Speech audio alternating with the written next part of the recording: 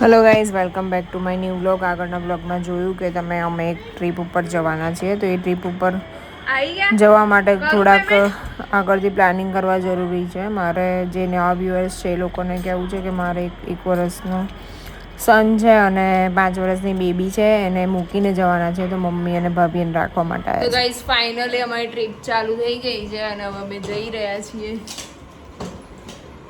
Mummy પાસે આને છોડીને. જવાનું તો નહીં, એક બાજુ એવું થાય છે કે ચાલે ને એક બાજુ છોડીને જવાનો જીવ નહીં ચાલતો. હા, ફાઇનલી અમારો સામાન પેક થઈ ગયો છે.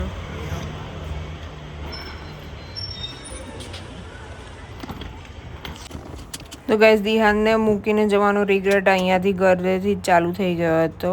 જોકે હું જોબ પર મૂકીને જાઉં છું, પણ આવી રીતે પહેલી વખત મારાથી એક રાત મતલબ દૂર રહેશે રાતે પણ. તો ગાડીમાં એ બધા જ વિચાર આવતા હતા, પણ પછી થોડી વાર પછી હું સેટલ થઈ ગઈ હતી. તો હવે ફાઇનલી એરપોર્ટ પહોંચી ગયા છે અને સિક્યોરિટી ચેકિંગ બાકી છે. બોર્ડિંગ પાસ લઈ લીધો. શ્વેતાંગના કલીગ છે પાછળ, બંને જણા ફોટો પડાવવામાં બિઝી છે. પણ એક બેડ ન્યૂઝ છે, અમારા બંનેની સીટ અલગ આવી છે. હવે જોઈએ હવે અંદર જઈને સેટિંગ થાય છે કે નહીં થતું. હું કન્વિન્સ કરવાની ટ્રાય કરી પણ નહીં કર્યું. Let's fly to Bali. By the way, આ છે ને શ્વેતાંગની કંપનીના કલીગ્સ જોડે કેમ હતી, કારણ કે આ એમને કંપનીમાંથી ટૂર હતી અને હું એમની જોડે જવાની હતી એટલા માટે. છે તો કઈ બોટલ લઈશું આપણે જોઈએ. આ કઈ બોટલ હજી તો બહાર નહીં નીકળ્યા, બોટલો ચાલુ થઈ. ગાઈઝ, અમે વૈષ્ણવી દિહાનને મૂકીને આવ્યા છે ને, તો બહુ ગિલ્ટી ફીલ થાય છે મને. એક બાજુ ને એક બાજુ એવું થાય છે કે તો લાઈફ છે તો બધું ચાલ્યા જ કરવાનું છે, એન્જોય કરતાં કરતાં આગળ ચાલવું જોઈએ. તમારું કેવું થાય છે? કેવું લાગે તમને વૈષ્ણવ દિહાન વગર? જો કે આપણે રોજ મૂકીને જઈએ છીએ એટલે એટલું બધું એવું નહીં થાય, પણ అయితే રાત એવું થાય જ નહીં, કેમ બધું થાય જ છે. પણ હવે હું સમય સાથે થોડું કરવું પડે. હવે શું કરીએ? એ તો હું આવી છું એટલે થાય છે, બાકી તમે એકલા તો જતા હોય તો તમને કોઈ જ કંઈ થતું નહીં. નોકરીના હિસાબથી જવું પડે તો એટલીસ્ટ પૂરતો હોય. એક જણ હોય એટલે વાંધો નહીં આવે, બંને ના હોય એટલે વધારે. કંઈ નહીં, ચાલો, એ લોકો બી એન્જોય કરે છે નાની ને મામી જોડે, એટલે કંઈ વાંધો નથી. આપણે અહીંયા એન્જોય કરીએ. હવે નીકળ્યા જ છે તો પછી ગાઈઝ, હવે ક્રેડિટ કાર્ડમાં એક જ જણને લોન્ચ એક્સેસ મળી છે. હું એકલી આવી છું, લંચ કરું છું ફર્સ્ટ ટાઈમ. Sorry, dinner. શ્વેતાંગે એમના કાર્ડમાં ટ્રાય કર્યું પણ નથી થઈ રહ્યું.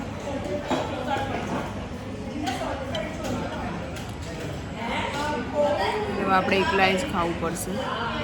મને બહુ જ ભૂખ લાગેલી છે એટલે એકલી મારું ડિનર એન્જોય કરીશ. તો ગાઈઝ, 2 બાળકો પછી આવી રીતે એકલા જ્યારે ડિનર કરતા હોય ત્યારે કંઈક અલગ જ ફિલિંગ આવે.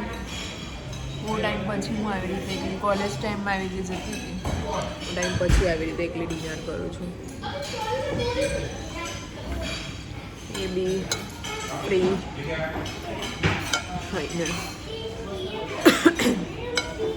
અલગ ફિલિંગ લાગે.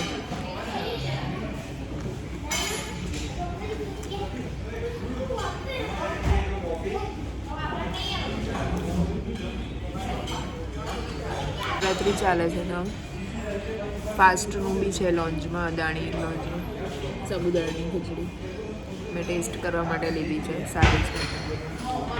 મને બી બહુ જ ભૂખ લાગી છે, પણ એ બહાર છે અને હું અંદર છું. એ કહે કે તું જઈ આવ, કારણ કે અમારું ફ્લાઇટમાં બી મીલ છે ઇન્ક્લુડેડ, એટલે એ મેં બી ત્યાં ડિનર લેશે.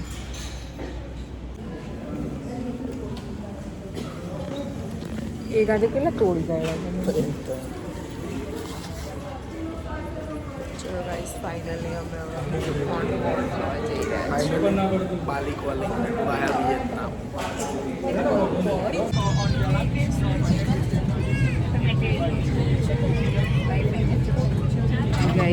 ફાઇનલી બેસી ગયા છે અને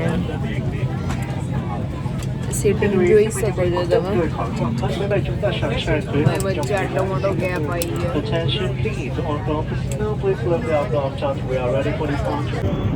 તો કે તમે વિયેટ જેટમાં જવાના હોય ને તો બિલકુલ બીજી ફ્લાઇટ પસંદ કરજો, કારણ કે એનું મિલ બી બકવાસ છે, સ્ટાફ બી બહુ જ રૂડ છે. વેદાંગને આવું મિલ મળ્યું હતું. અમે વિયેતનામ પહોંચી ગયા છે. પાછી અહીંયાથી કનેક્ટિંગ ફ્લાઇટ છે ટુ બાલી. બસ જસ્ટ હવે બોર્ડિંગ પાસ લઈને ગેટની સામે ઊભા છીએ. Too much tired. ગાઈઝ હવે અમે વિયેતનામ પહોંચી ગયા છે ને વિયેતનામથી બાલીની ફ્લાઇટમાં બેસી ગયા છે. અહીંયા અત્યારે વાગ્યા છે 8. પહોંચીશું 1 વાગે. મારી અને શ્વેતાંગની સીટ અગેન અલગ આવી છે. પાછળ તો બની ગયા છે. હું અહીંયા છું.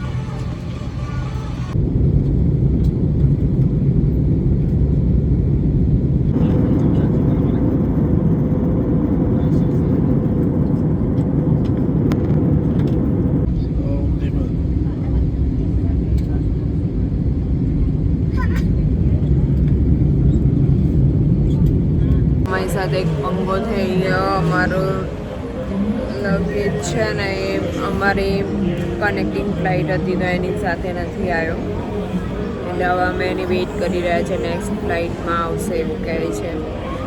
ઓલમોસ્ટ 2 અવર્સથી તો બેઠા જ છીએ, હજી પણ લગેજ નથી આવ્યો, એટલે એની વેઇટ કરીને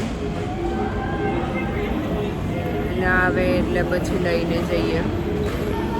ત્યાં સુધી મખાણા બધી ગયા. હવે ચોકલેટ સ્ટીક. એરપોર્ટ ઉપર બી અલગ અલગ લોકોને, જુદી જુદી કન્ટ્રીના લોકોને જોવાની બહુ મજા આવે. અહીંયા સ્ટીક છે વિયેતનામના એરપોર્ટ ઉપરથી પરચેસ કરેલી કેવી છે જે ચોકલેટ સ્ટીક.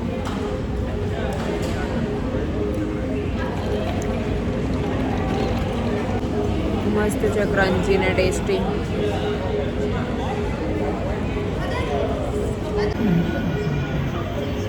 ફાઇનલી અમારો સામાન આવી ગયો, બેગેજ.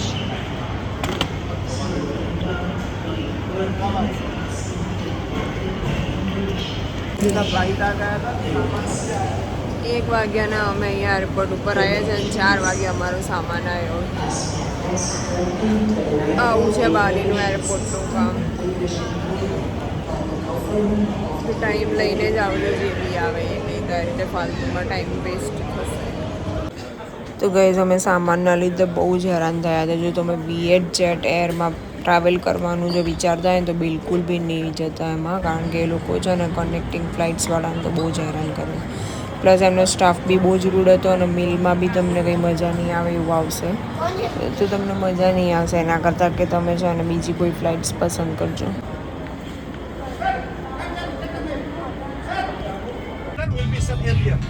તો ગાઈઝ ફાઇનલી અમે પહોંચી ગયા અને કંપનીવાળા બધા જોઈન્ટ થઈ ગયા જે ત્યાં હતા. એરપોર્ટ ઉપર બધાને ભેગા થવાનું હતું અને ફાઇનલી અમે બાલી પહોંચી ગયા.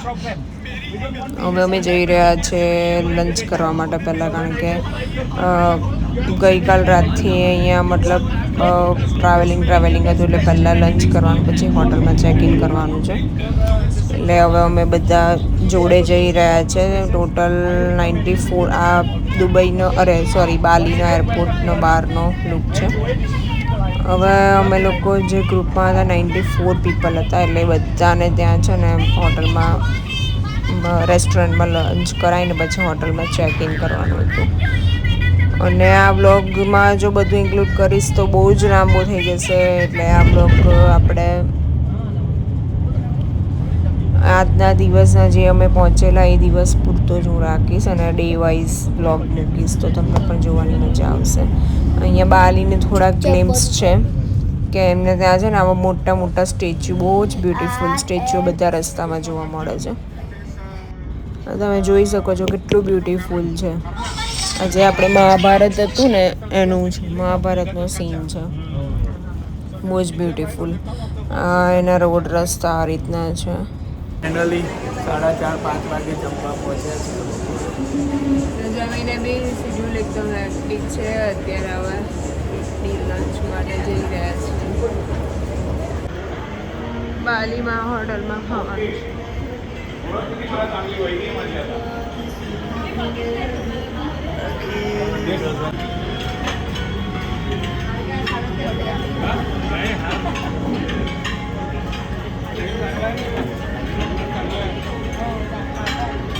ગાઈઝ ગુજરાતીઓ એટલે એમ ભલે ગુજરાતમાં આપણે બહારનું ખાતા પણ બહાર જઈએ ને એટલે ગુજરાતી શોધીએ. તો અમને ગુજરાતી રેસ્ટોરન્ટ બાલીમાં ગણેશ નામની ચેઇન છે, ત્યાં એની 27 બ્રાન્ચીસ છે. બહુ જ સરસ ફૂડ હતું, તો ત્યાં લંચ કર્યું.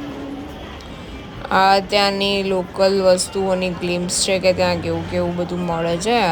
મને એવું લાગે છે કે ત્યાં આર્ટ એન્ડ ક્રાફ્ટની વસ્તુ વધારે મળે છે, હેન્ડમેડ હોય કે પછી બીજી પણ વુડમાં ક્રેવિંગ હોય કે બીજું બધું. બહુ જ સરસ એ રીતના પર્સીસ જોઈ શકો છો તમે, હેન્ડમેડ છે, ક્લચીસ ને બધું એમ ક્યુટ વસ્તુઓ હતી બધી. અને ત્યાંનું બધું કલ્ચર પણ થોડુંક ઇન્ડિયાને લગતું છે. ત્યાં હિન્દુઇઝમ વધારે છે, મતલબ હિન્દુ લોકો વધારે છે. 94% પીપલ હિન્દુ છે. અને ત્યાંના બધા આપણે ભગવાન જોઈએ તો આપણને એવું લાગે આપણે ગુજરાત એટલે મતલબ ઇન્ડિયામાં જ છીએ. તો ગાઈઝ અમારે પછી હોટલમાં ચેક ઇન કરવા માટે જઈ રહ્યા હતા. અને ત્યાં જઈને પણ પછી અમારું શેડ્યુલ બહુ જ ટાઈટ હતું. એના પછી પણ નેક્સ્ટ બધા પ્રોગ્રામ હતા એ દિવસના. ડિનર હતું ક્રૂઝમાં ને એ બધું. તો એ બધું બસમાં અમને અમારા જે ટૂર મેનેજર હતો એ બધું ગાઈડ કરી રહ્યા હતા.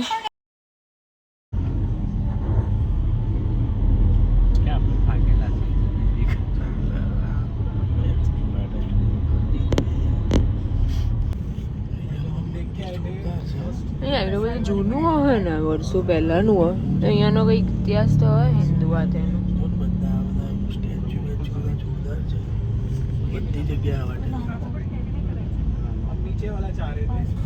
તો ગાઈઝ અહીંયા દરેક જે છે ને સ્કલ્પચર એ આવા જ છે આખા બાલીમાં, આ રીતના જે.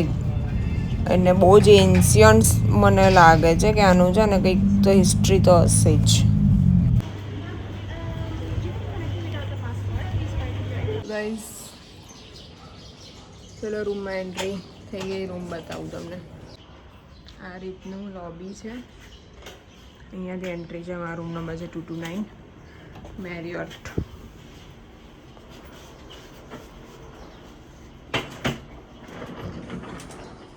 Is look for yesterday.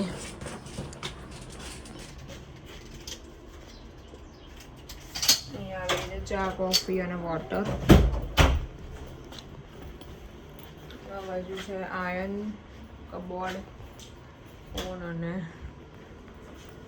Bed, TV, sofa, washroom.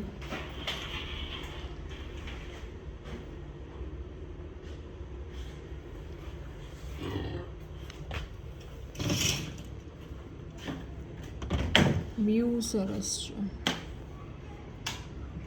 This is the view from our pool side.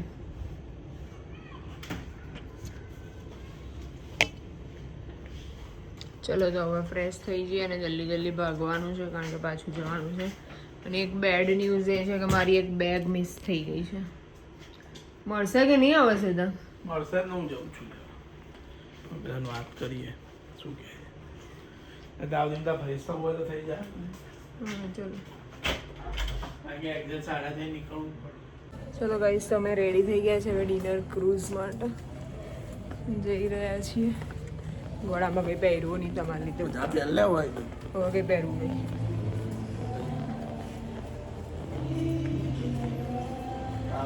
હવે હું નવું લેવા ગળામાં પહેરવા. ભૂત જેવું નહીં લાગતું ને?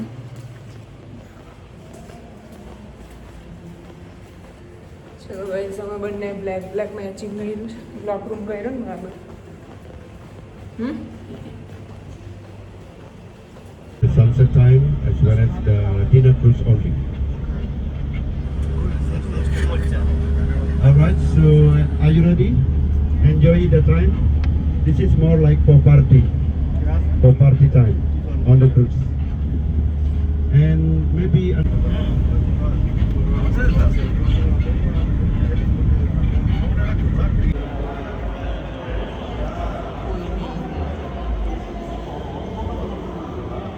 મને આવી રીતે ઉતારવાનું શીખવાનું.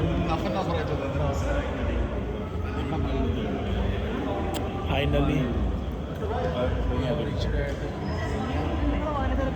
now we will see the next procedure.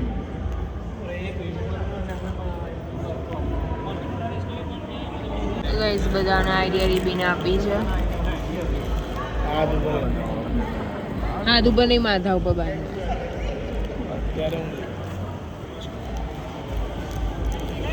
બધા એક સરખા લાગે એના માટે.